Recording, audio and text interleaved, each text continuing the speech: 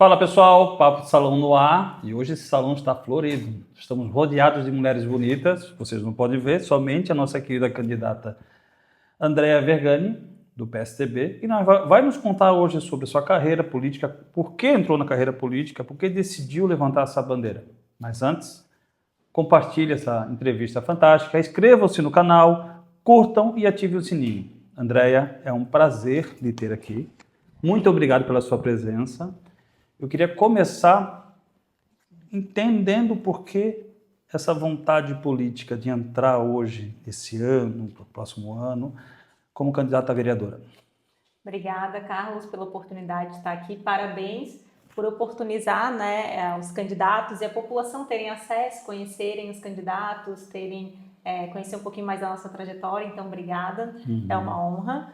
Além de estar florido hoje aqui o ambiente com mulheres bonitas, elas também somos inteligentes. Com certeza.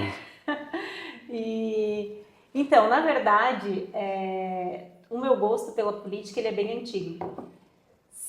Eu sempre gostei de acompanhar a política, sempre gostei de ouvir a Voz do Brasil, de ouvir TV Câmara, desde 17 anos eu sempre acompanhei, mas eu nunca tinha feito parte da política partidária. Eu acompanhava, gostava de saber o que estava acontecendo, mas nunca tinha me envolvido diretamente. E aí foi em 2020 que eu me candidatei a primeira vez a vereadora em Florianópolis. Foi depois de ter saído da CLT, depois que minha filha nasceu, minha filha estava com 2 anos, e foi o ano da pandemia, muitas coisas aconteceram. E naquele ano eu decidi que já tinha inquietações de diversas coisas, e depois com a maternidade as inquietações aumentaram, vendo a desigualdade mesmo, né? Que a gente vê as dificuldades, uma sociedade que não acolhe a maternidade, não acolhe a primeira infância. Então eu decidi ir para a política. Em 2020 foi a primeira vez que eu me candidatei, fiz 826 votos, uma campanha pandemia, sem estrutura, sem experiência, com uma filha de 2 anos, uma campanha bem difícil, mas que me rendeu 826 votos e que me oportunizou trabalhar no poder público. Então, depois disso, eu fui convidada a trabalhar no poder público. Em 2021, eu comecei como assessora jurídica do PROCON municipal e depois eu fui para a assessoria de políticas públicas para as mulheres, trabalhar com mulheres, que é o que eu realmente gosto de fazer. E aí, estando no poder público, eu percebi que sim, que eu posso fazer muito mais, estando no legislativo, fazendo parte da política mesmo, de pensar políticas públicas, de legislar, de fiscalizar o executivo. E aí, então, estou novamente colocando meu nome à disposição aqui em Florianópolis. A mulher que faz pelas mulheres e crianças de Floripa, esse é o seu slogan. Isso é mais slogan. Posso dizer que você está levantando uma bandeira para quem é menos assistido? Sim, com certeza. Isso. Como você enxerga 2024, 2025, essa questão do feminismo em Florianópolis? Eu tenho um dado aqui que teve um aumento de mais de 200... Não, esse foi o dado que eu vou lhe perguntar também depois. 2024, né? Aumentou e muito a violência, o feminicídio no estado. Né? Foram mais de 72 mil casos no estado.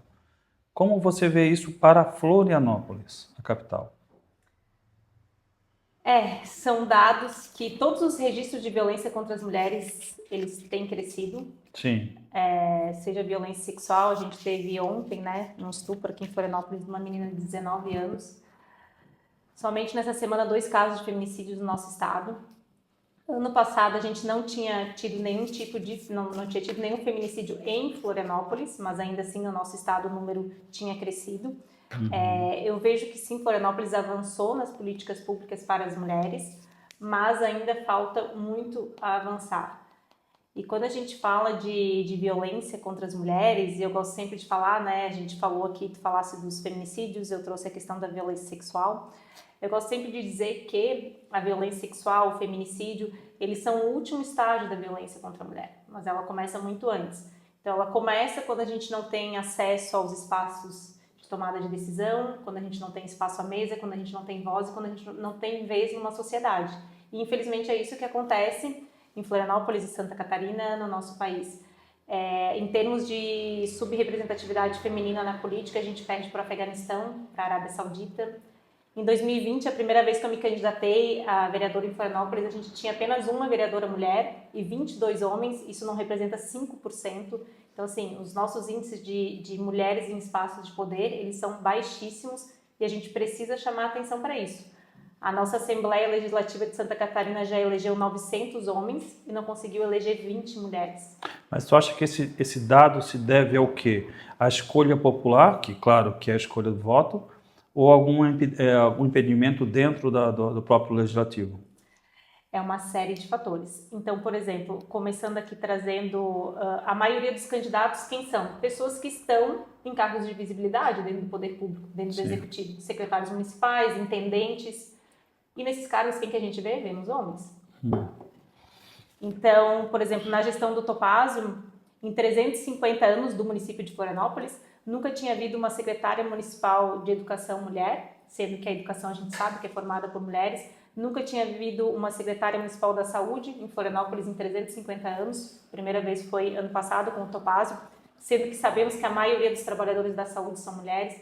Nunca tinha havido uma secretária municipal da Fazenda, uma procuradora municipal mulher. O Topázio realmente ele colocou essa paridade de gênero dentro do executivo. Então acho que começa por aí, porque não trouxe tem... uma vice-mulher também. E trouxe uma vice-mulher também. Então, eu acho que começa por aí, porque se a gente não está em espaços que a gente tem visibilidade, que a gente está na televisão, dando entrevista, que a gente está conseguindo mostrar o nosso trabalho, é muito difícil a gente concorrer em igualdade de condições com quem está na mídia, né, o ano inteiro ali. E além disso, as próprias estruturas partidárias, né, não incentivam as candidaturas femininas. Então, por exemplo, a gente vê hoje, falando do PSD, e não é só o PSD, a maioria dos outros partidos também, 30% das candidaturas são mulheres e 70% homens. Então, é óbvio que vão ser eleitos mais homens do que mulheres. E só se tem 30% de candidaturas femininas porque é o mínimo que a legislação impõe. Ou seja, o que eles estão fazendo é cumprindo uma legislação. Se não houvesse essa legislação, acredito eu que nem 30% das candidaturas nós conseguiríamos preencher.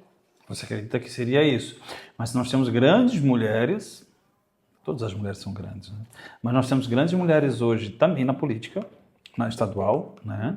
Temos a deputada estadual Ana Campaiolo, temos deputada federal, temos aí mulheres, ainda não temos mulheres no Senado, né? Agora temos. Temos sim, temos Senado, sim, não. Não em Santa era... Catarina, mas nós temos mulher no Senado, sim. Mas era a esposa do Luiz Henrique que faleceu. Isso. Mas tem a antiga ministra, né, do governo Bolsonaro, que também é senadora, e entre outras. Mas eu acho que, na minha visão, eu vejo as mulheres ocupando muitos espaços agora, né? Sim. Deveriam ocupar mais, né? Porque tem seus espaços. Mas você acha que ainda é cabível dessa questão de impedimento da mulher estar no poder público? Eu não sei se eu entendi o que tu quis dizer. Porque assim, nós tem um espaço, né? Sim. Tem muita qualificação feminina dentro do que se apresenta. Sim. Algumas que eu já entrevistei aqui, por exemplo, Manu Vieira, também acho sensacional. Sim. E outras mulheres, tem um espaço para a mulher, o que não tem, está tendo visibilidade para elas, é isso? Isso, exatamente. A gente, o caminho que essas mulheres percorreram para chegar lá, do meu ponto de vista, na maioria das vezes, foi muito mais difícil e desafiador do que o que os homens percorreram, né? O caminho para elas possivelmente foi muito mais difícil. A gente nunca teve uma presidente mulher, sei lá, do Tribunal de Justiça, da Câmara Municipal de Florianópolis, então assim, a gente não consegue acessar esses espaços. Então é mais difícil. Alguém que exerce ali a presidência da Câmara Municipal de Vereadores tem muito mais visibilidade, né? Isso foram sempre homens.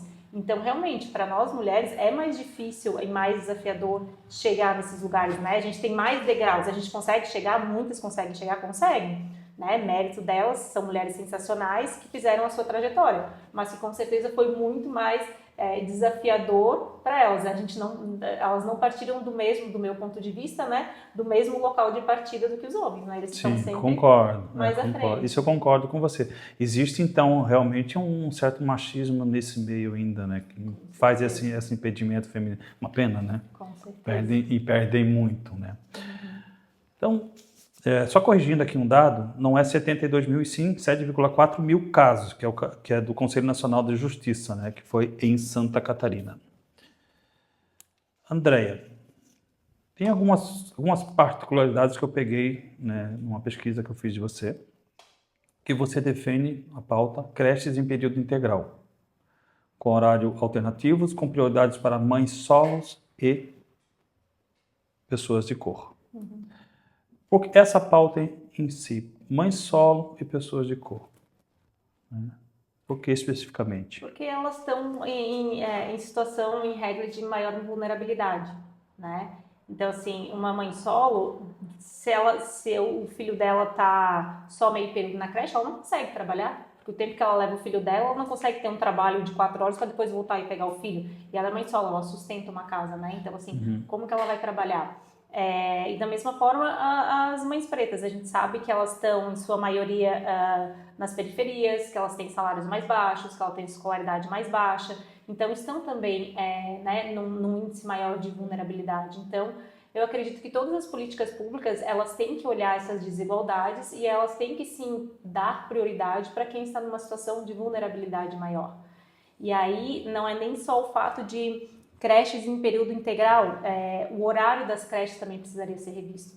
Porque, por exemplo, mulheres que trabalham no comércio, o comércio abre sábado de manhã. E onde que essa mulher deixa o filho dela? Então, muitas vezes, uma mãe solo, ela vai para uma entrevista de emprego, que ela é caixa de uma loja, do comércio, enfim, ela precisa trabalhar no sábado. E aí ela faz como?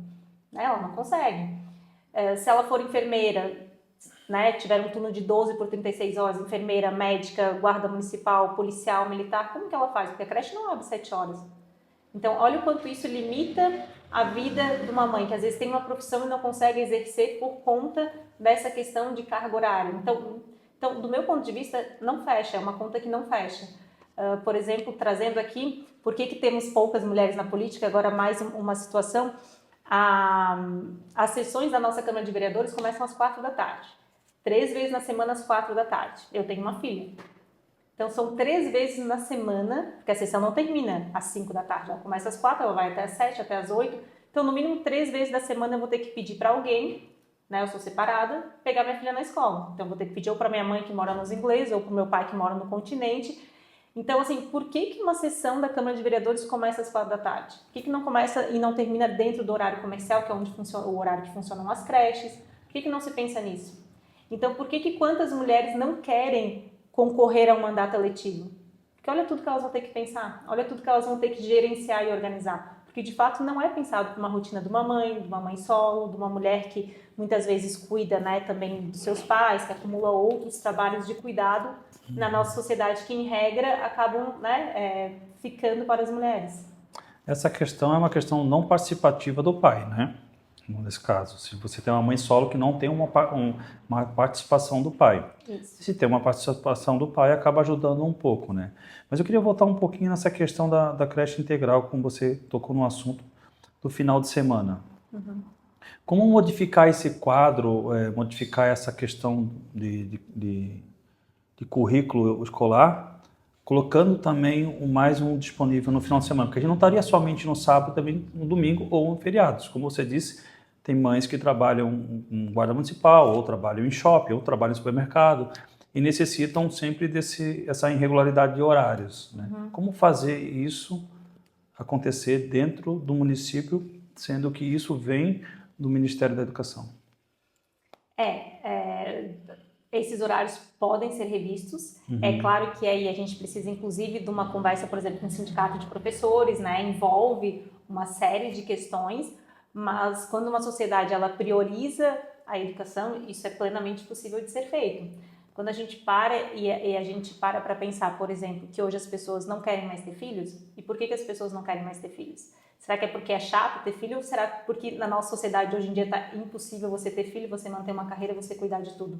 E a gente começa a pensar que a pirâmide da nossa sociedade está se invertendo, que a população economicamente ativa está diminuindo e que isso vai gerar um problema muito grande para o nosso país, sai muito mais barato a gente investir na primeira infância, a gente acolher a maternidade e a gente pensar uma sociedade de uma forma diferente. Mudar muitos paradigmas, a gente colocar a criança, a maternidade, a primeira infância em primeiro lugar. E isso vai ter consequências benéficas, pensando a longo prazo, para o país inteiro. Só que não se olha para isso, a gente pensa muito no imediato, a gente pensa no que dá volta, a gente pensa, né?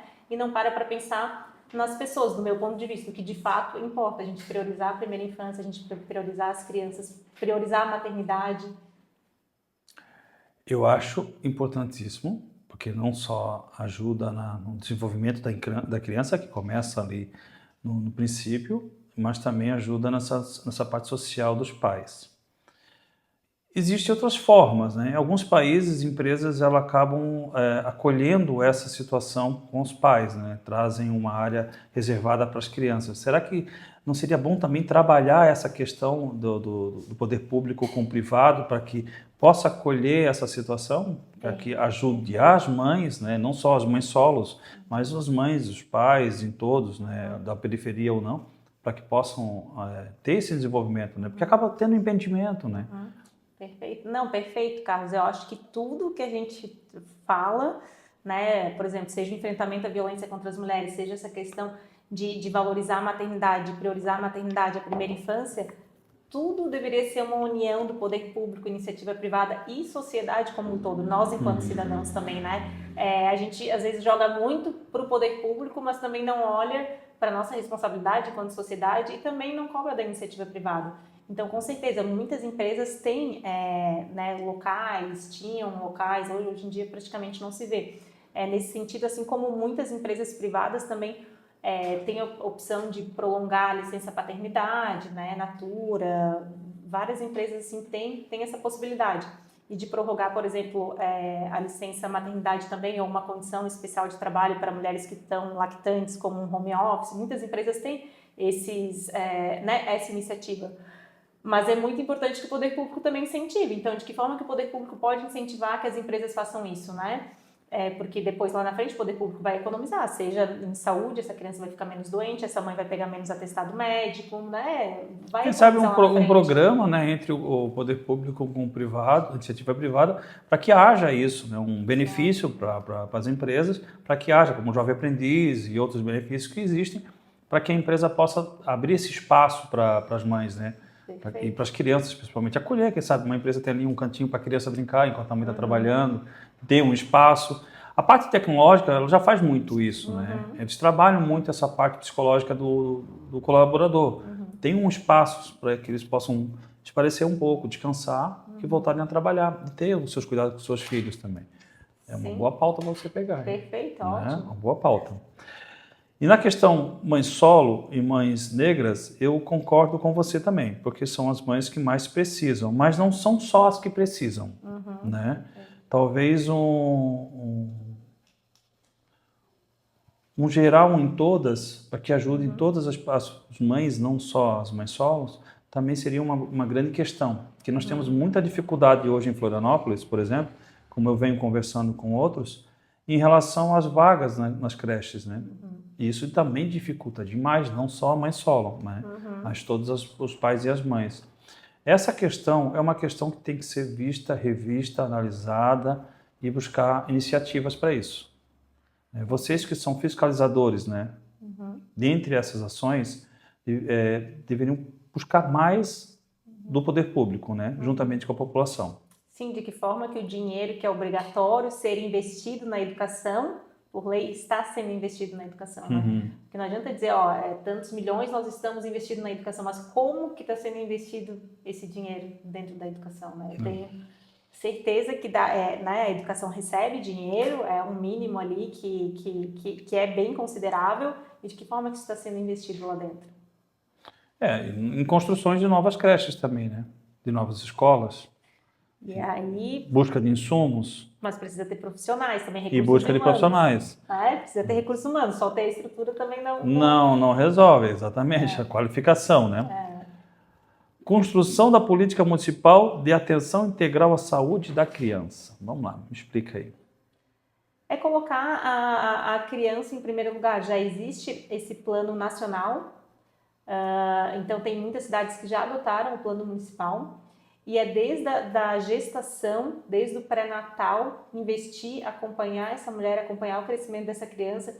Então, por exemplo, desde o parto, né, de se prevenir violência obstétrica, desde o parto se incentivar o parto natural, né, e não a cesárea. Então, isso vem desde o começo, fazer o acompanhamento dessa criança, o incentivo ao aleitamento materno, e aí também a gente precisa de informação de qualidade, de profissionais atualizados, a gente precisa de rede de apoio para essa mulher conseguir amamentar quando ela retorna ao mercado de trabalho, né? Muitas acabam desmamando por conta disso, de não conseguir conciliar. Então, é todo esse acompanhamento dessa criança na primeira infância até ela fazer 7 anos, a questão das vacinas, né? Desse acompanhamento das vacinas. Então, é todo um programa integrado que tem o foco na criança, de fazer esse acompanhamento, por exemplo, a questão nutricional do alimento da criança nas creches, né, como que está sendo essa alimentação.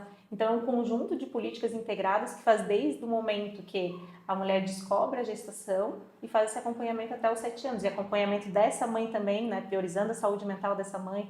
Muitas vezes, essa mãe está doente, o índice de suicídio materno de mães de criança até 2 anos, ele é muito alto, e de mães atípicas dobra esse índice de suicídio. E são coisas que não se falam muito, a gente está aí no Setembro Amarelo.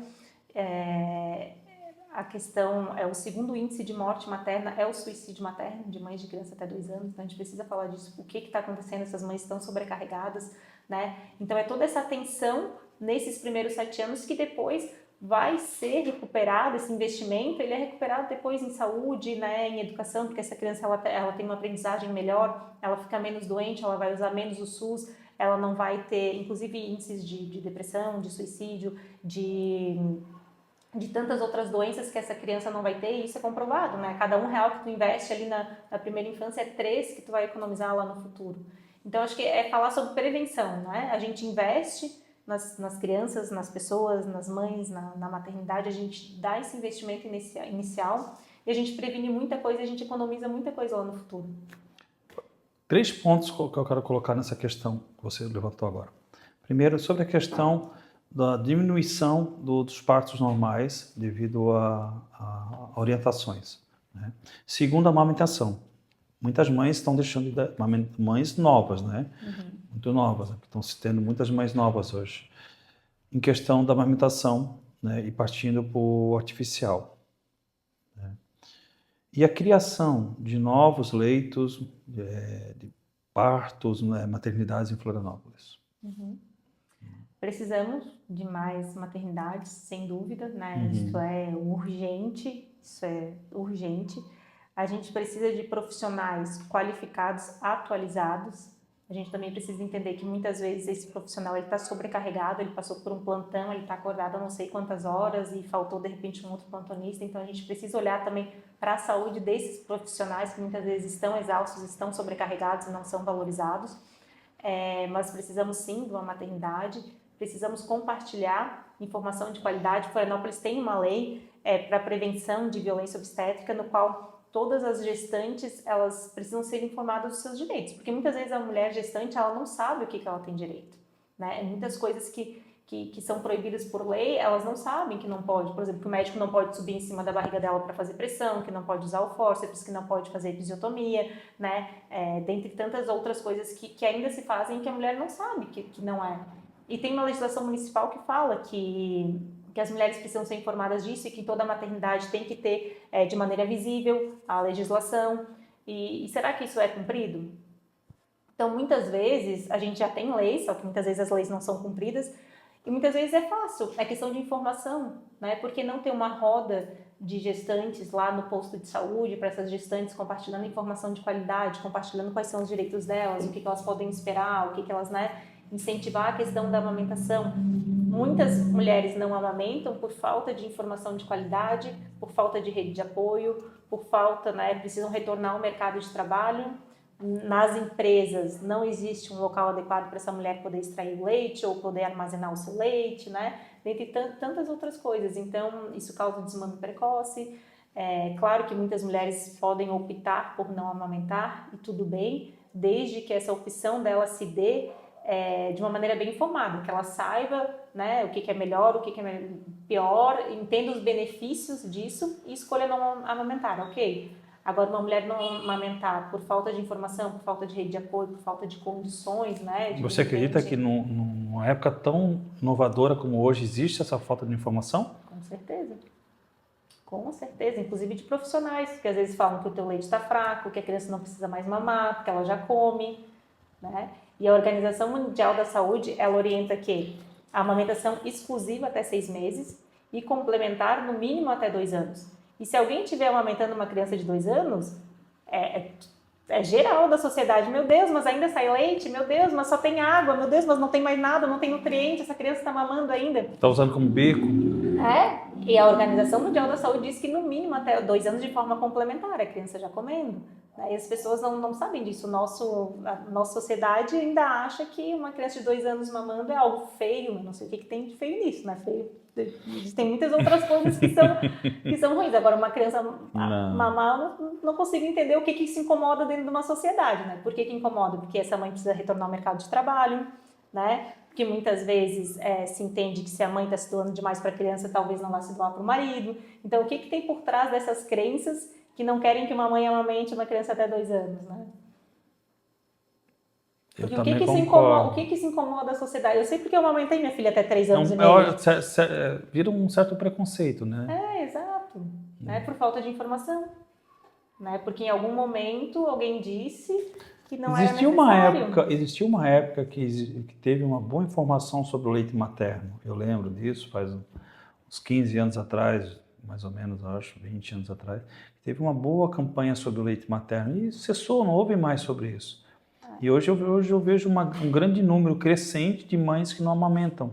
Por isso que eu fiz essa pergunta para você, porque elas acabam não amamentando ou por medo, receio de ter uma deformação nos seus seios, ou por receio de se machucarem, porque inicialmente é complicado mesmo, né, até que crie-se ali uma capa para proteção, né, ou também por preconceito em lugares, ou por ter que voltar a trabalhar, né. Então seria uma campanha nova sobre isso, né? Uma campanha, com certeza. Dentro dessa sua explicação, você falou sobre um assunto muito importante, que é sobre espectros, né? Nós não temos um centro de acolhimento em Florianópolis para crianças de espectro autista, né? Principalmente de periferias. Dados os dados em relação a isso, nós temos grande número de mães que não sabem que aquela criança contém um espectro, seja de 1, de 2 ou 3 graus, né? Isso é um caso que precisa ser revisto com urgência, porque o aumento de crianças com espectro vem crescendo a cada ano, vem se descobrindo, né? Vem se entendendo. Então, o poder público tem que participar mais em relação a isso, né?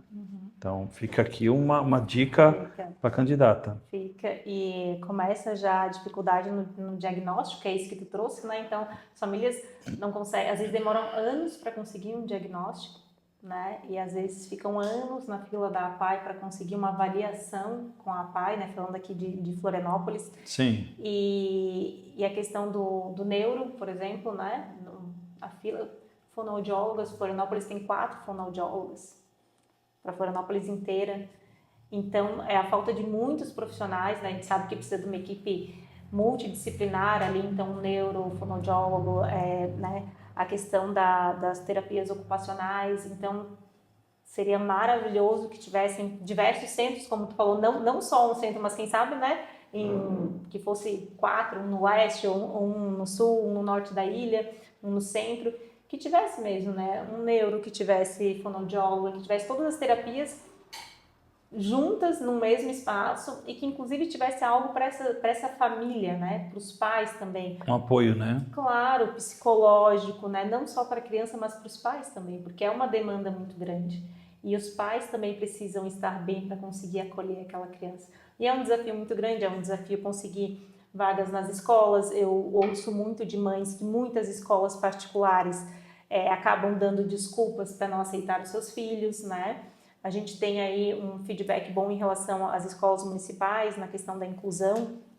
Muitas pessoas preferem realmente deixar na escola municipal, tiram da escola particular para colocar na municipal, né? Acho que a gente é referência em inclusão, mas ainda tem muito que melhorar também, né? Não é perfeito, precisa melhorar ainda, aperfeiçoar. Você acredita que nós temos profissionais dentro da área da educação que têm aporte para receber essas crianças, tanto do espectro autismo quanto de outros espectros? Sim, Florianópolis é referência. De novo, claro que sempre tem que melhorar, né? Mas tem a questão do profissional auxiliar. O que eu ouço muito é que, por exemplo, às vezes na escola particular, quem é o auxiliar não é um professor qualificado, né? Pode ser um estagiário, enfim, alguém que não é tão capacitado. E dentro da escola municipal não tem a questão do professor auxiliar ali para aquela criança que é alguém capacitado para isso. Mas, de novo, é perfeito? Não. Tem problemas? Tem. Precisa melhorar? Com certeza precisa. Mas ainda assim, acho que ainda aqui Florianópolis ainda está de parabéns nessa questão da inclusão dentro das escolas públicas municipais. Faltando muito mais em relação a esse atendimento fora, né, daí que a gente estava falando de repente ter esses centros ali em mais de um local, não só em um bairro, porque também a locomoção é muito é difícil, né? Porque muitas vezes essa criança ela tem hipersensibilidade, muitas vezes os pais dependem de ônibus, então não é tão simples.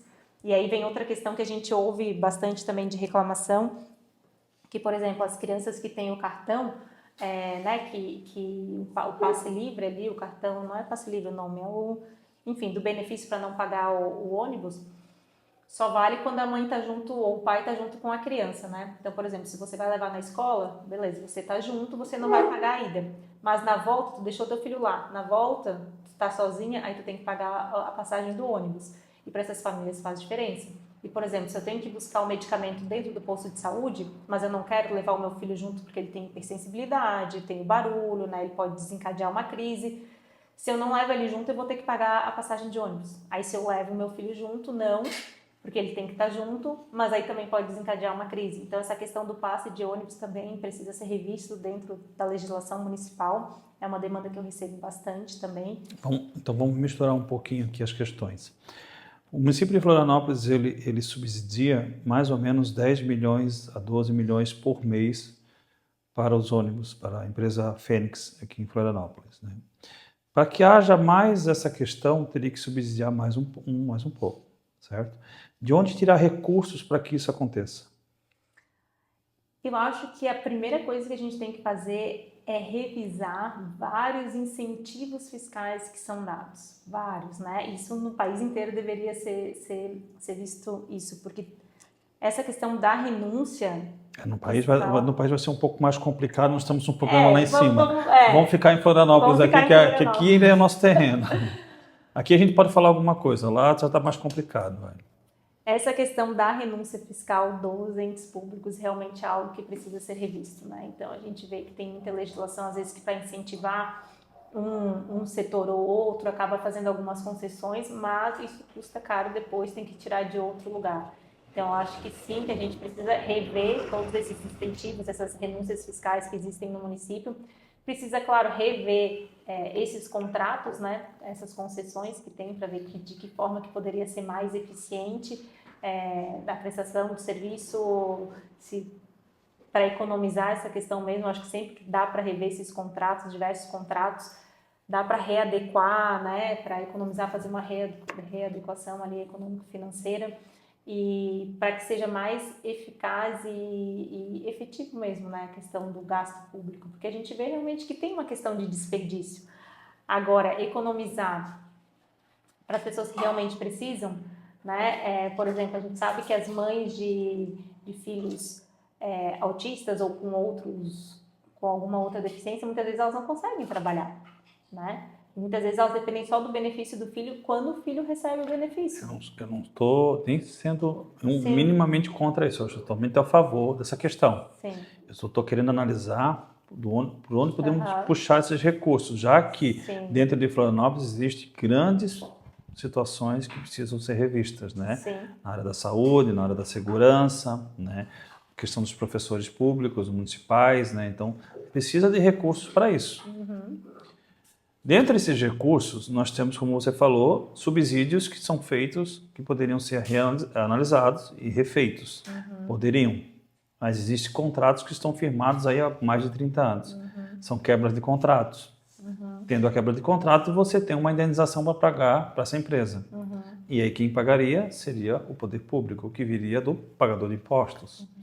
Não, mas tem uma possibilidade de fazer essa readequação financeira de alguns contratos, claro, tem que analisar um a um, ver o que realmente é permitido, né, dentro da lei, não são todos que vai conseguir fazer uma readequação financeira, mas tem sim, e eu lembro disso da época que eu trabalhei muito no SESC, que foi o terceiro setor também, quando a gente fazia essas readequações de contrato, e às vezes a gente pegava mesmo contratos que passa batido, né? A gente sabe que passa, que a gente poderia fazer uma readequação ali financeira por alguma situação que houve, né? De aumento de alguma coisa, de algum insumo, enfim, que daria para readequar, ou que às vezes eles pedem um aumento que dá para a gente diminuir e segurar. Agora, tudo isso precisa de uma análise um a um, de um setor jurídico em cima de uma fiscalização mesmo. Certo, setor administrativo. Você sabe que você vai entrar numa área que é problemática, né? Você sabe que você vai enfrentar coisas bem grandes ali dentro, né? Pessoas que não são fáceis. Está preparada para isso? Estou preparada para isso. Está forte para isso? Estou forte para isso. Isso aí é uma mulher de pulso de ferro, muito bem. Dentro dessas questões, a gente vai continuar na questão da mobilidade aqui em Florianópolis. Nós temos vários problemas, como eu lhe falei, que não é só o transporte público. Andréia, ela vai brigar por essa melhoria? Sim. Ela vai entrar nessa questão? Sim, com certeza. Qual é a visão da Andréia para uma boa melhora nessa questão de mobilidade, tanto central, né, que nós temos grandes problemas na cabeceira da ponte ali, entrada e saída da ilha, grandes problemas que não conseguem ser resolvidos, né, mesmo com o Rodoanel ainda não se resolveu essa situação, e principalmente dentro dos bairros, né, essa descentralização, trazendo para os bairros a parte comercial, o aumento, o crescimento da construção civil dentro dos bairros, da população em si, traz um problema de mobilidade. Como enfrentar? Não é fácil, né? Senão já estava resolvido, mas eu acho que são várias iniciativas, e tu mesmo já falou uma delas, que eu acho que é essa descentralização, a gente começar a pensar por que a pessoa que mora lá no norte da ilha precisa se deslocar para o centro ou muitas vezes para o continente, e a gente vê isso com muita frequência, ou alguém que mora no continente, será que ela não consegue fazer a vida dela dentro do continente, inclusive na questão de trabalho, né? Ver de que forma que poderia ter um incentivo desse também, que a pessoa conseguisse trabalhar próximo ao seu bairro, fazer tudo próximo ao seu bairro, isso já seria um ponto de a gente descentralizar e formar dentro dos bairros mesmo, tudo que a pessoa precisasse, tivesse ali a questão de cultura, a questão de educação, a questão de saúde e a questão do emprego também, que as empresas também tivessem um pouco essa consciência de quando for contratar, alguma campanha nesse sentido. Tem a questão das ciclofaixas que têm sido aumentadas, né, bastante. Hoje ainda passei num outro local, vi que tem mais ciclofaixas sendo construídas, de incentivar isso.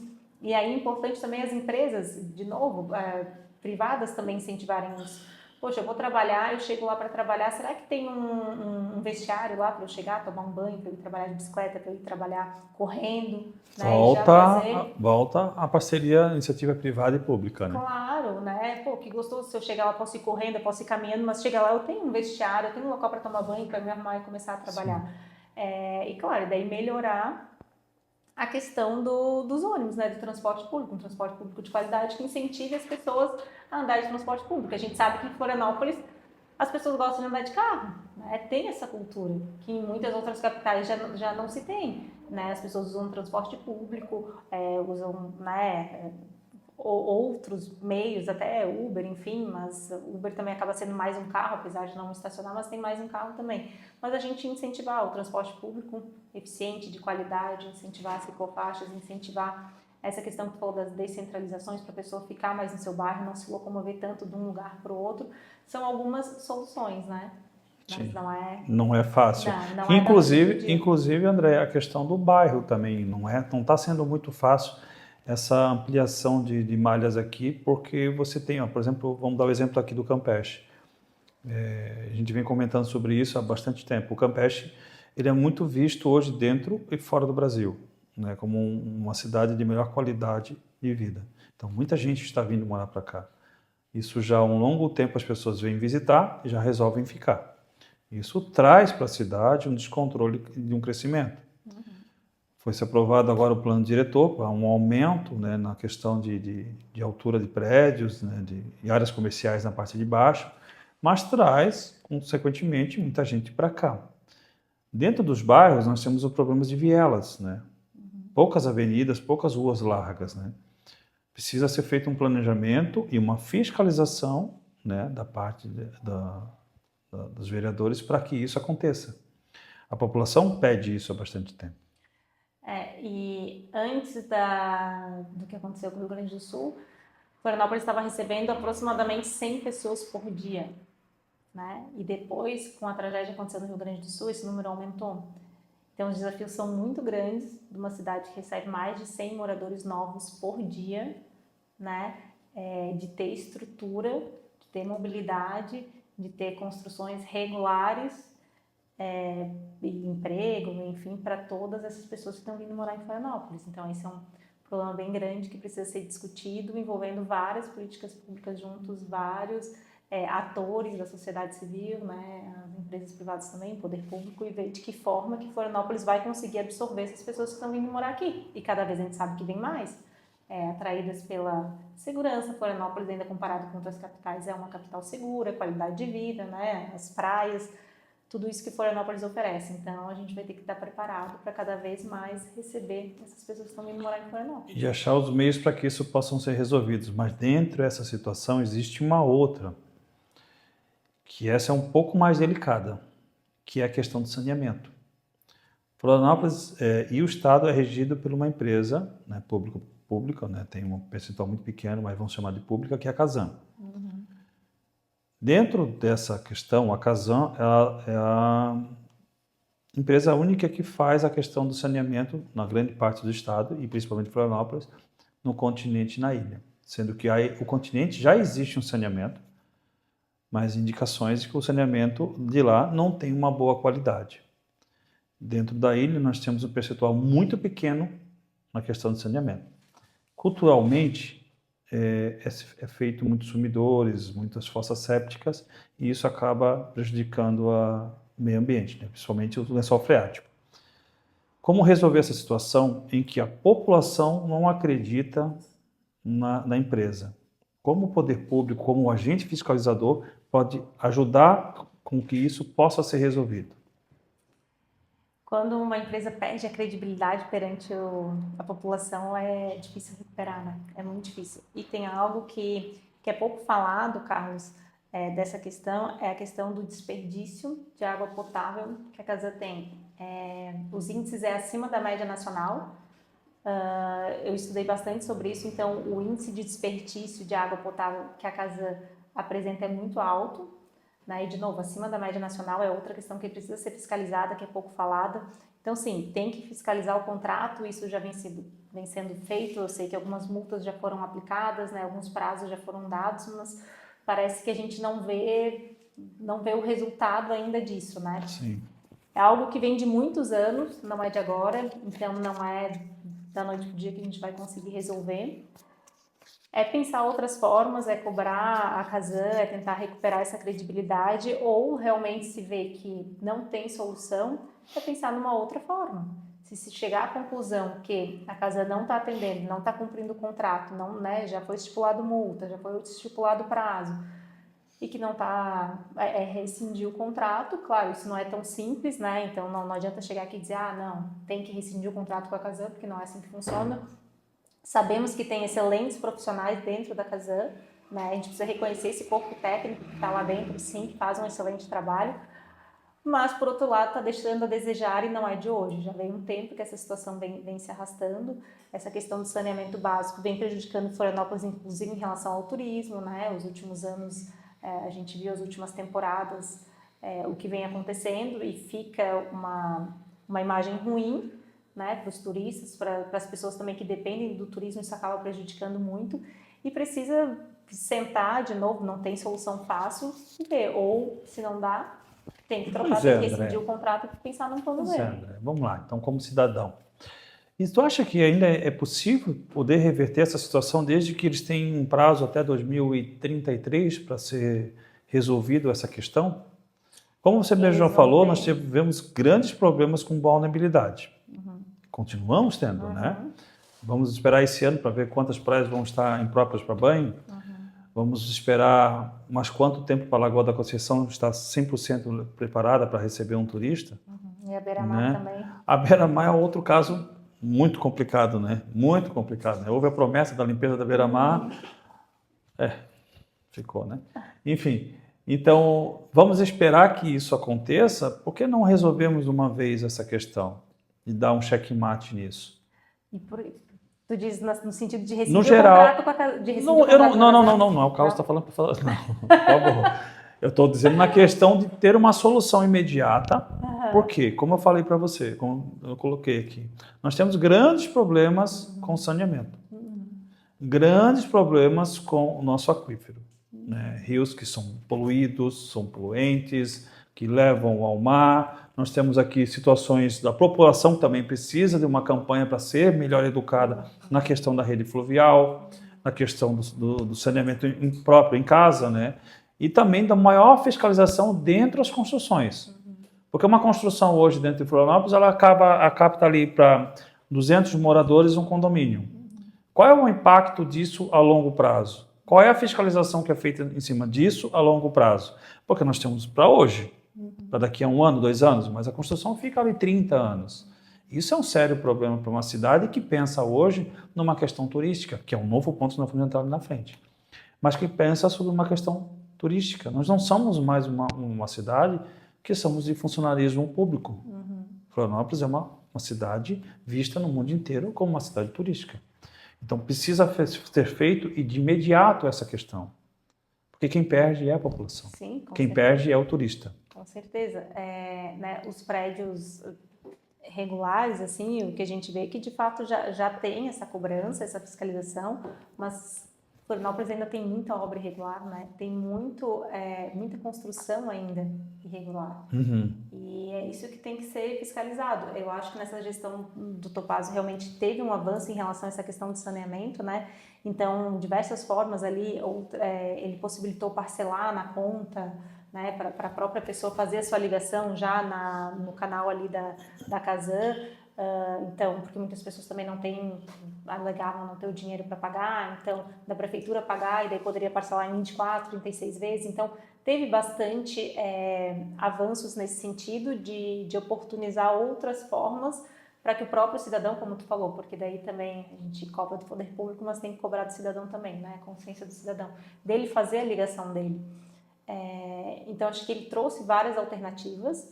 Claro, foram 2 anos aí da gestão dele, tem muito ainda a se fazer. Acho que avançou um pouco, mas, de novo, ainda a gente está avançando a passos muito lentos do que precisa, né? Existe um impasse entre as secretarias? Eu acho que, às vezes, o impasse que tem é entre o poder público e a própria sociedade, né? Porque, às vezes, o poder público sugere uma solução e, às vezes, vem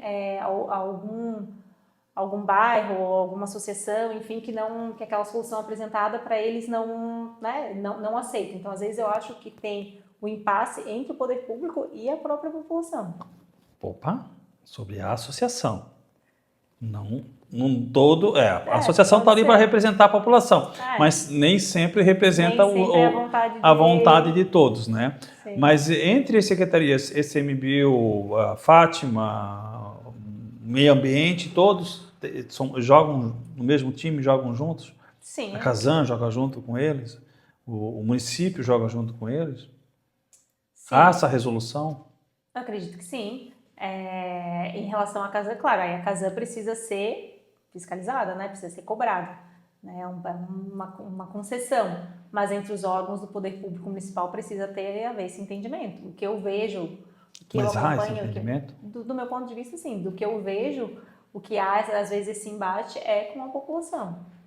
Né? Porque, às vezes, isso acontece com uma certa frequência. A gente precisa resolver um problema. É apresentada uma solução, mas, às vezes, aquela solução que é apresentada, a população não quer. E fica um embate. Toda a mudança gera um desconforto, né? Então, qualquer coisa que for pensar, o binário, não sei o quê, sempre vai ter as pessoas que... Mas a gente volta para aquela questão lá no início que eu te perguntei sobre a crença da população na sua empresa. Não, a credibilidade da Casa perante a população...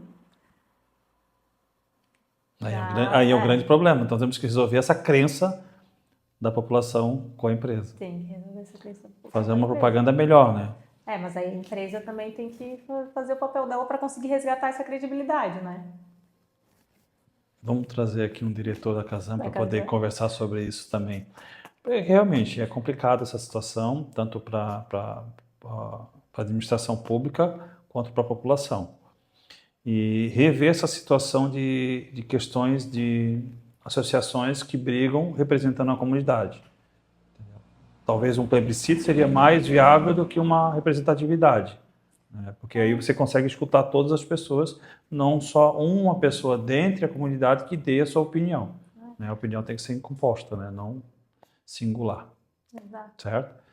Saímos do saneamento, para não prolongarmos muito essa questão. Né? Porque não tem solução fácil, a gente pode ficar aqui, né? Vai ficar a noite inteira tá debatendo. Né? Mas podemos entrar também numa questão que também é um problema para a cidade, e é muito, né? Que é a questão do lixo zero e a CONCAP. Também temos um prazo para o lixo zero. Salvo me engano, 2030 também. Vai ser cumprido, será? Eu acho difícil. Eu acho difícil porque, às vezes, eu acho até que a gente está regredindo nessa questão. Né? A gente tem essa questão do lixo zero até 2030, e em 2020, quando eu fui candidata, sou certificada pelo Instituto Lixo Zero, né? Acompanhei os cursos, né? É algo que eu presto bastante atenção. Eu vejo que vai ser muito difícil. A gente ainda encaminha lixo para o aterro lá em Biguaçu, paga caríssimo. A gente não tem, né, na maioria dos lugares, não tem a coleta seletiva, não tem a coleta de resíduo orgânico. Você sabe o valor que é pago lá no aterro? Agora eu não lembro de cabeça, mas já fiz essa pesquisa. 4 bilhões. A gente paga para levar o nosso lixo daqui para lá, e se a gente fizesse uma separação, isso poderia ser fonte de... Sim, teve uma época que a CONCAP fez essas divisões, essas separações, né? Tem que retomar. Mas vamos lá, a CONCAP, por exemplo, é um impasse muito grande CONCAP e prefeitura. Não só com a gestão do atual prefeito, com todas as gestões. Sim. Né? E dentro disso existe a fiscalização, que vem da Câmara dos Vereadores.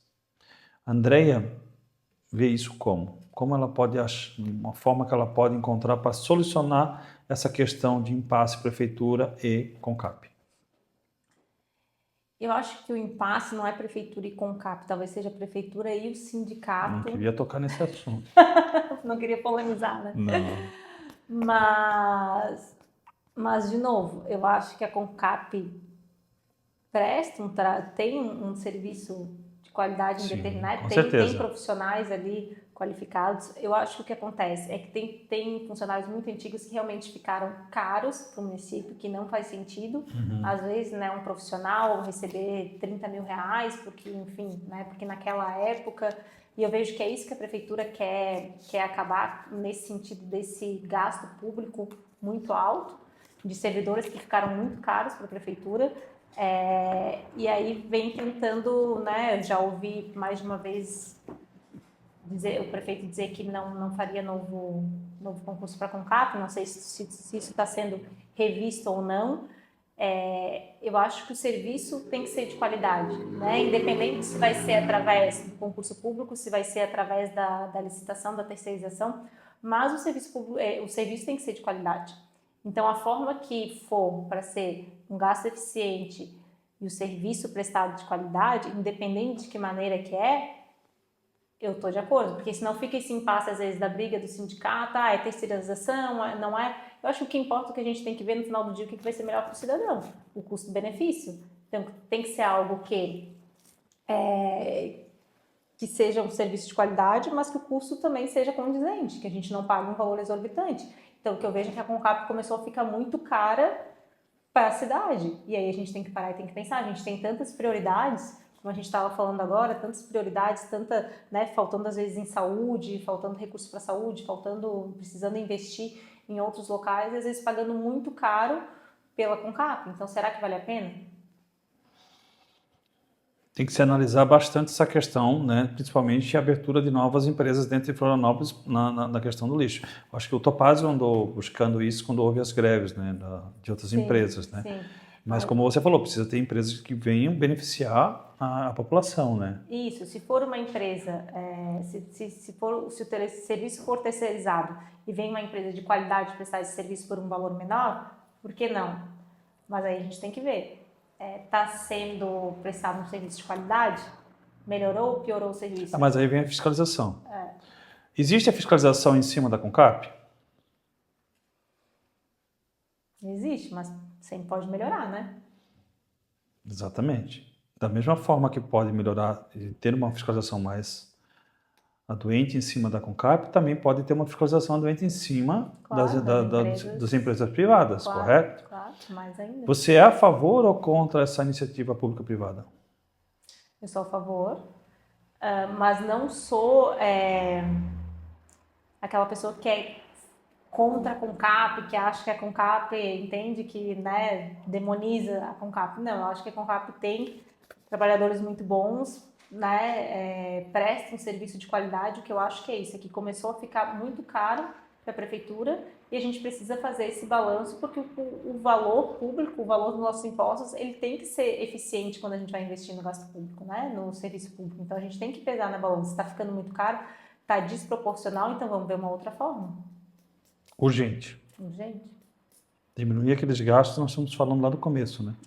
Para buscar iniciativas para essa questão das mães solos, mães negras, né? Escolas primárias. Que assim seja. Que assim seja. E assim como na política também, pessoas que estão há muito tempo na política, há muitos mandatos, é a tendência do ser humano se acomodar, ficar numa zona de conforto. Então, às vezes, coisas que estão há muito tempo, eu acho que precisam ser mexidas, sabe? Dar um novo... E vocês têm a oportunidade? É com vocês, né? Escolherem seu candidato para mexer com essa questão política. Depois a gente vai conversar um pouquinho sobre isso. Saindo um pouco da CONCAP, vamos entrar numa área que também é muito polêmica. Inclusive, né, você é da chapa do Topázio, ele teve muitas críticas em relação a ele sobre isso. Saúde. O prefeito atual, né, que agora é afastado, ele construiu um multi-hospital aqui em Florianópolis, no sul da ilha. E há muitas questões em cima desse multi-hospital, mesmo sendo a favor e muitas contras. Dentre elas, a questão do fechamento da UPA daqui do Rio Tavares. Como você vê isso?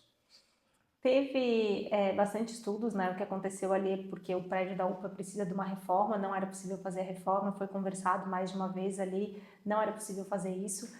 Eu vejo com bons olhos a criação do hospital. O que eu vejo em relação à saúde, essas estruturas que estão sendo feitas são necessárias, sou a favor do multi-hospital. O que eu estou vendo é que não adianta a gente ter estrutura da melhor qualidade se a gente não tiver recursos humanos. Então isso tem me preocupado. Não adianta a gente ter um hospital, uma baita de uma estrutura, se a gente não vai ter médicos lá para atender, se a gente não vai ter profissionais qualificados para atender e estar preparados para receber a população. Então o que eu tenho sentido é isso, o que eu tenho sentido falta de recursos humanos. Eu acho que não é nem a questão da estrutura, né? Eu acho que, de novo, toda mudança gera um desconforto. Então, claro, as pessoas estavam acostumadas com a UPA Sul ali, né? É outro local, é um pouco mais longe, mas é por conta de uma estrutura muito melhor ali. Não era possível fazer a reforma, precisava da reforma. Só que não adianta a gente ter uma estrutura melhor se a gente não tiver recursos humanos. Então, eu acho que essa parte a gente precisa urgentemente... Dentro do multi-hospital, ele é uma iniciativa privada e pública, correto?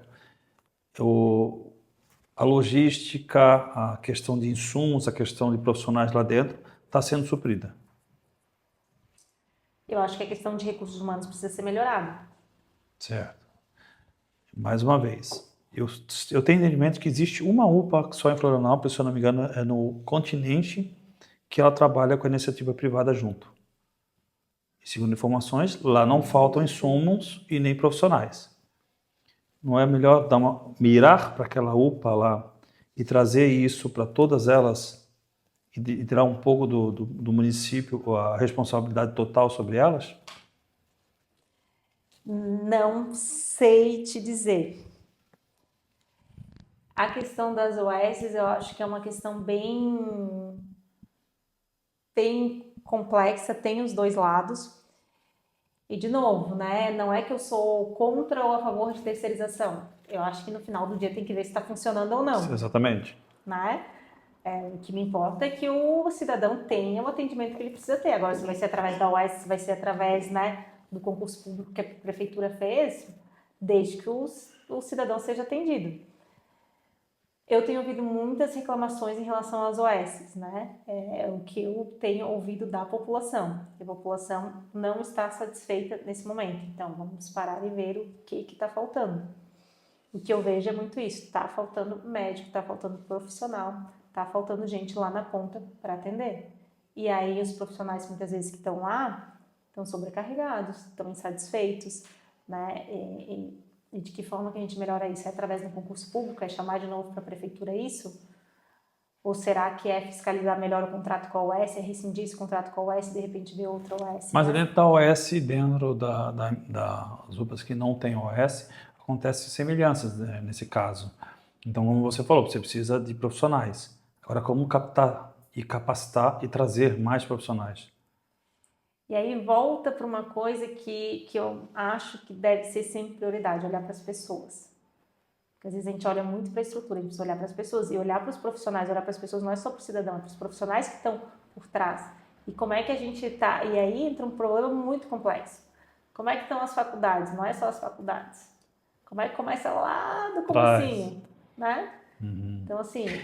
Mas é desculpa te perguntar, eu sei que é complexo isso aí, André, mas é uma coisa que começa realmente lá atrás. Aí é claro que não vai só entrar aqui como uma opinião, tá? Não vai entrar como uma questão.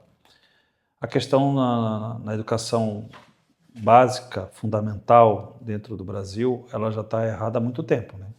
E você hoje não, já há um bom tempo, começa a colher esses frutos errôneos, né? Você não tem uma educação boa no ensino médio, fundamental, e principalmente numa faculdade. E traz profissionais que não têm qualificações para estarem onde precisam estar. Grandes médicos, grandes engenheiros, né, grandes administradores e assim por diante. Claro que Florianópolis não tem como resolver esse problema. Isso começa no Ministério da Educação, na mudança do quadro, na mudança da grade curricular. Mas traz esse problema, né? A gente só está levantando essa questão. Mas é necessário que se haja mais profissionais dentro da saúde municipal, né? Que é um problema sério, tem que ser resolvido. Entendeu? Mais um hospital resolve no norte da ilha? Como outros candidatos estão falando sobre isso? Se não tiver os profissionais, não adianta. Então é isso, né? O hospital ou o centro de saúde, não se sabe se vai ser exatamente um hospital ou um centro de saúde de maior complexidade, né? Que já está em andamento, assim, deve sair em breve, em menos de 1 ano, 2, né? Se o Topaz continuar ou se quem entrar continuar aqui. No norte da ilha? Já Já estou recebendo essa notícia de primeira mão, coisa boa, não sabia disso não. Não, tá encaminhado. A prefeitura estava analisando ali tinha mais ou menos 4 possíveis locais ali, as coisas já estão andando, então em breve deve sair o anúncio oficial, se ainda não saiu, mas terá. Só que, de novo, se não tiver profissionais, não adianta ter uma baita de uma estrutura se a pessoa vai para lá e fica 9 horas para ser atendida. Então a gente precisa primeiro investir nas pessoas, nos recursos humanos. Sem recursos humanos nada anda, nada funciona. A gente precisa parar para pensar nisso. Senão é mais uma estrutura subutilizada. Você levanta bastante a pauta da questão contra o feminicídio e também, né, dos direitos das mulheres e das crianças, né? Então isso também é um problema de segurança pública. Como você vê a segurança pública dentro do município de Florianópolis hoje? E o que pode ser melhorado? Pode ser melhorado. De novo, né? A gente teve um caso de estupro ontem de uma menina de 19 anos que estava no ponto de ônibus, provavelmente indo trabalhar no Pantanal. Então, assim, é algo que precisa ser falado. As pessoas estão trazendo muita questão também das pessoas em situação de rua. A gente precisa falar disso também. Né? Apesar pessoas em situação de rua não necessariamente sejam uma pauta de segurança pública, mas também de assistência social. Também. Acho que é dos dois, né? Tanto a segurança pública quanto a saúde, né? Exato. É das duas questões, né? Envolve as duas coisas. E, de novo, a gente volta para aquela questão que Florianópolis tem recebido mais de 100 moradores por dia. e de que forma que a gente vai conseguir absorver isso sem perder nossa qualidade de vida, sem perder um pouco da segurança que ainda nos resta. Mas se Florianópolis não se cuidar, as coisas vão piorar. A gente percebe no norte da ilha, a gente percebe a questão das drogas, a gente percebe, isso tem crescido. Então, se Florianópolis não atuar, não sei se melhorando o efetivo da Guarda Municipal, que a gente sabe também que está defasado, né? A questão da Polícia Militar é uma questão mais estadual, mas de repente investir na Guarda Municipal, né? Chamar um novo concurso aí, não sei se tem concurso aberto ou não, mas chamar, se for o caso, ou fazer um novo concurso, porque o número de efetivos ali da Guarda Municipal a gente sabe que está defasado, que pode ser algo que auxilie nessa questão da segurança pública, mas a gente precisa olhar urgentemente para isso, porque está ficando complicado. Voltamos para os recursos, né? Precisamos de recursos para isso. Precisamos de recursos para isso. Todo esse bolo, existe uma solução de alguém que eu ouvi, e eu concordo plenamente. Captação de recursos dentro de Florianópolis, ela pode ser captada também através do turismo, sendo uma cidade turística, né? Bater mais em cima disso, do turismo esportivo, do turismo cultural, porque não é investido mais em cima dessa parte. O que falta para fazer esse investimento? Tanto na parte hoteleira, quanto na parte de recebimento. Acho que falta um pouco de vontade política, né? Agora começou essa semana os voos direto de Lisboa para cá. Tem também a questão dos voos da Argentina direto, que também é recente. A gente está começando a receber turista que chega do exterior direto em Florianópolis, não para antes em São Paulo, ele já vem direto para cá. Então isso é uma baita oportunidade para Florianópolis, mas será que nós estamos preparados para receber esse turista? Exatamente. Né? E a qualificação, eu vejo muita dificuldade nesse ramo, inclusive em relação aos profissionais de qualificação, até dentro dos hotéis, né? Restaurantes, de contratação de pessoal qualificado para receber esse turista, para atender esse turista. Eu acho que essa questão dos voos diretos vão ajudar muito, são 3 vezes na semana, voos direto de Lisboa. Outros voos aí que também estão vindo, se não me engano, da Argentina, vão trazer, acho que vai fomentar ainda mais, vão chegar direto em Florianópolis, mas a gente tem que estar preparado também para receber esse turista, senão ele não volta mais.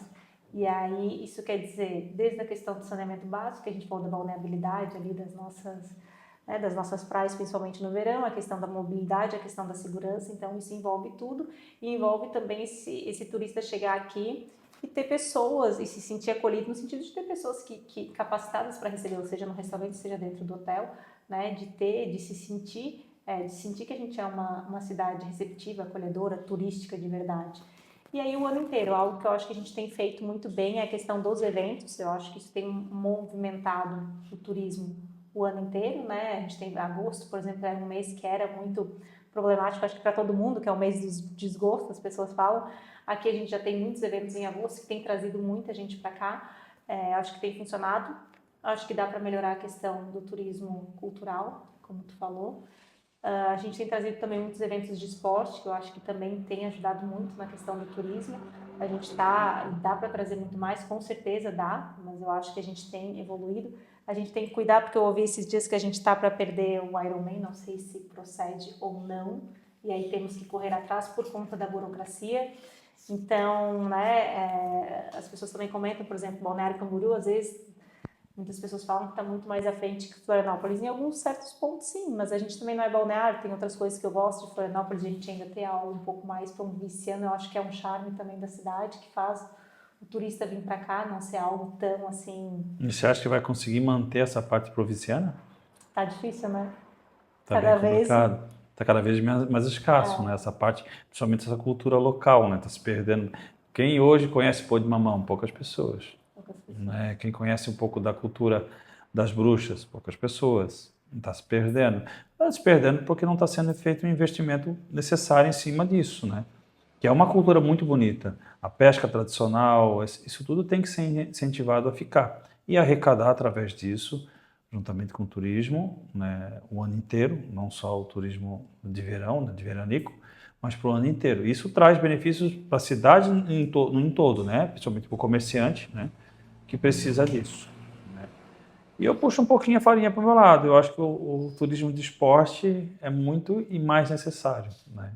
Nós precisaríamos ter aqui eventos como tem em outras cidades. Imagina, a capital do estado não tem um evento como teve em Balneário Camboriú ou Jaraguá do Sul, que é um UFC, né? Um evento como teve com a Celina Popó.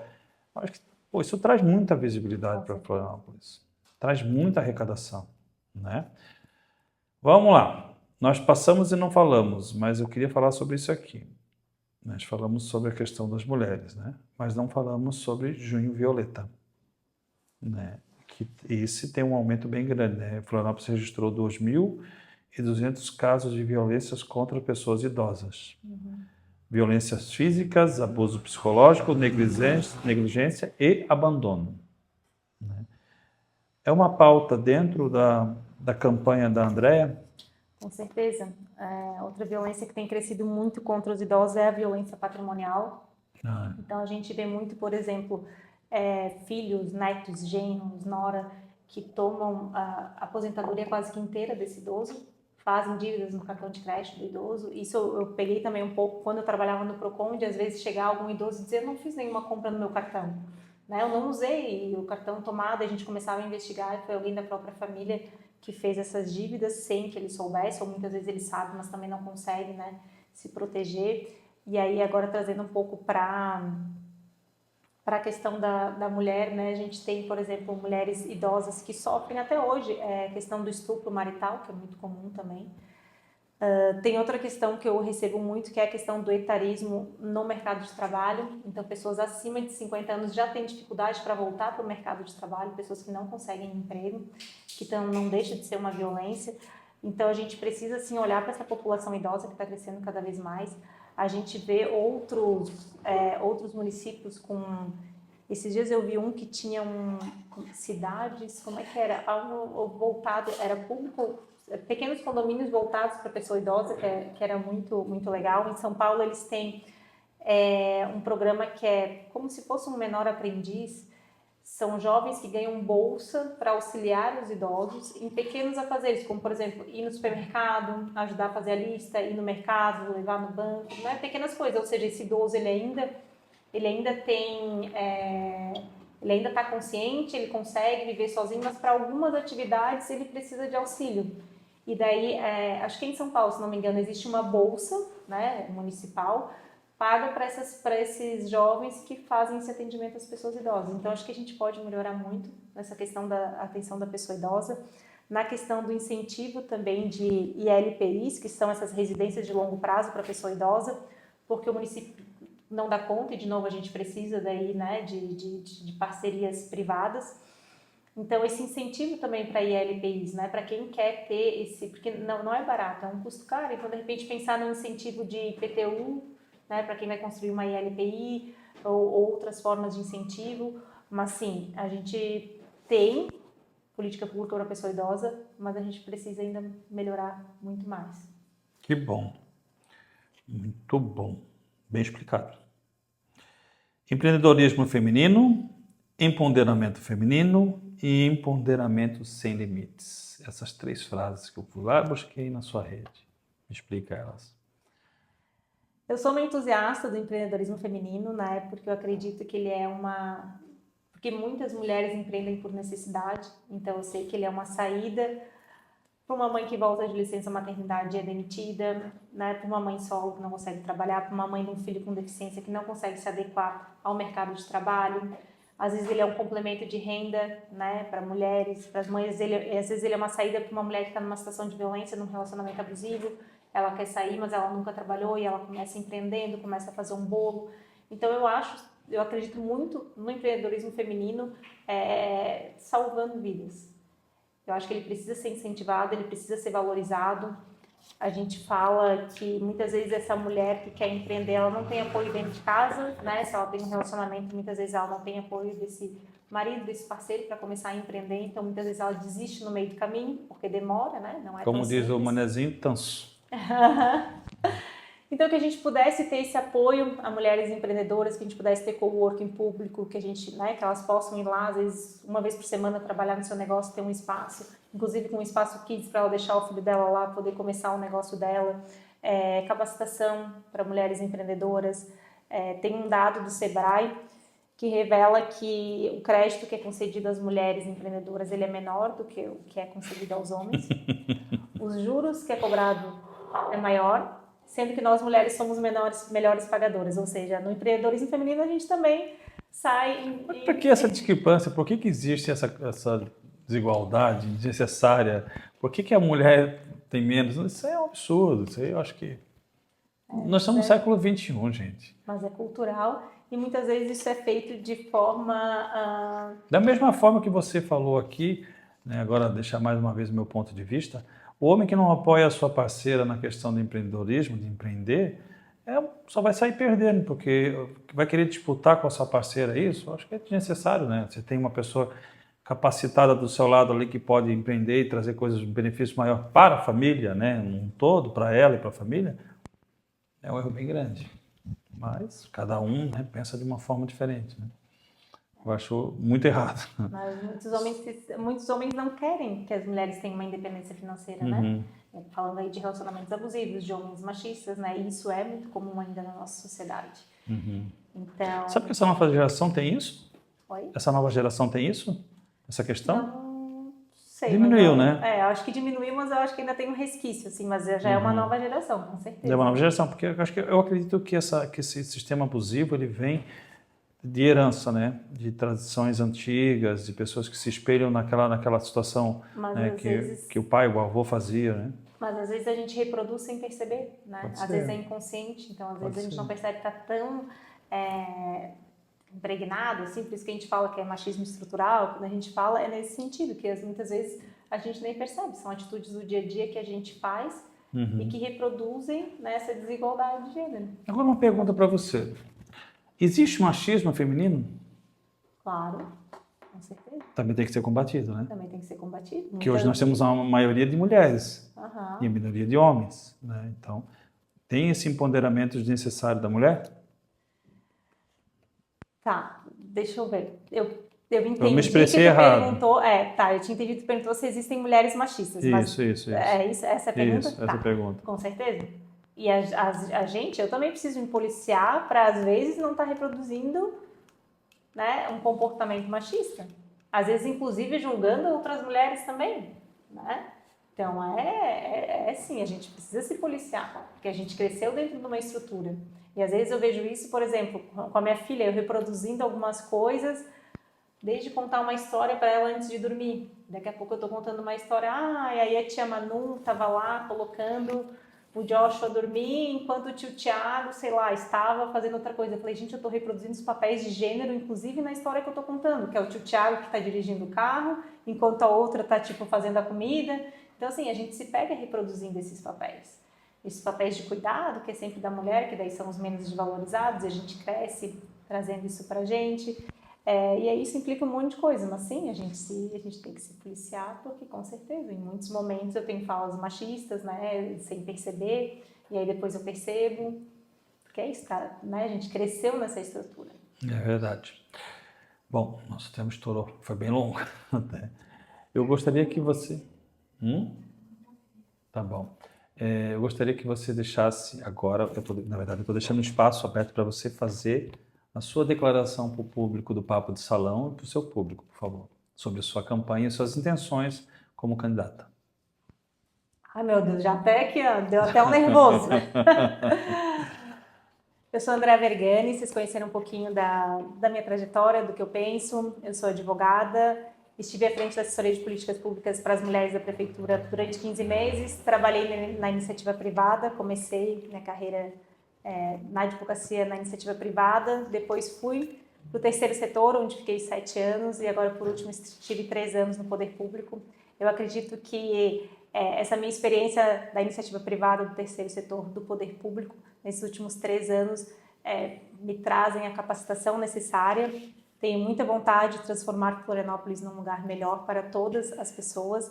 Eu sou Andréa Vergani, meu número é 55048. Eu peço o voto de vocês, peço que você compartilhe com outras pessoas para que outras pessoas também possam me conhecer. E eu estou à disposição para quem quiser saber um pouquinho mais, pode me chamar, que a gente conversa mais. Muito bem. Eu quero agradecer a Andréia. Eu te Muito agradeço. obrigado, tá, Andréia? Tá? Obrigada Muito pela obrigado oportunidade. mesmo. E deixar aqui aquela mensagem que eu estou deixando para todos durante todas as entrevistas com os candidatos. Bom, o voto é a sua única arma para que você encontre pessoas que possam se representar vocês. Então, analise bem o seu candidato, escute a história, converse com eles, procure saber as suas intenções reais, procure saber suas histórias, do que eles buscam para a comunidade. Não vote por uma indicação de um amigo, por uma indicação de uma rede social, pela indicação de um WhatsApp ou por uma compra de voto. Vote com consciência, vote com inteligência, porque, como eu falei, é a sua única arma para que você possa cobrar, não reclamar depois. Tá ok, pessoal? O Papo Salão vai ficando por aqui, mas antes, não deixe de compartilhar essa entrevista fantástica que foi com a Andréia. Inscreva-se no canal, compartilhem, né? Curtam e ative o sininho para receber notificações. Um beijo no coração e até a próxima.